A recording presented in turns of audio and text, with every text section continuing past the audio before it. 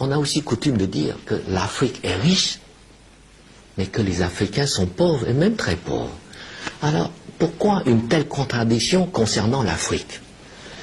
Mais tout simplement parce que l'Afrique a une économie du XVIIIe siècle, et que les Africains continuent encore à exporter leurs richesses, c'est-à-dire leurs matières premières, aux grandes sociétés européennes qui les valorisent, qui les transforment en Europe et encaisser ainsi à leur place, c'est-à-dire à la place des Africains, l'énorme plus-value de la transformation.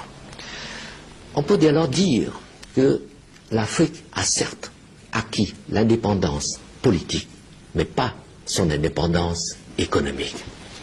Et pour cela, prenons l'exemple du café.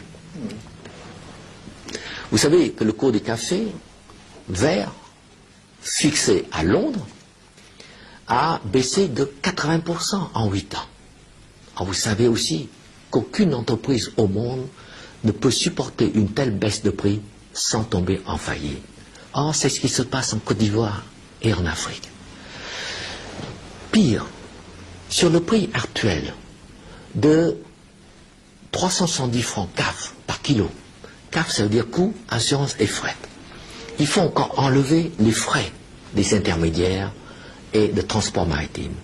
Il ne reste donc que 200 francs à peine par kilo à l'Afrique.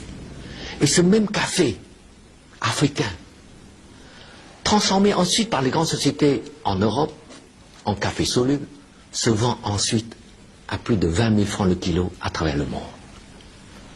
Voilà la contradiction. Et je dirais même l'injustice, elle est là. 200 francs pour l'Afrique qui produit le café et 20 000 francs pour l'Europe qui se contente de transformer le café africain. Et ce qui est vrai pour le café l'est également pour toutes les autres matières premières. Et tant que l'Afrique n'a pas compris cela, eh bien les Africains resteront pauvres, pour ne pas dire misérables.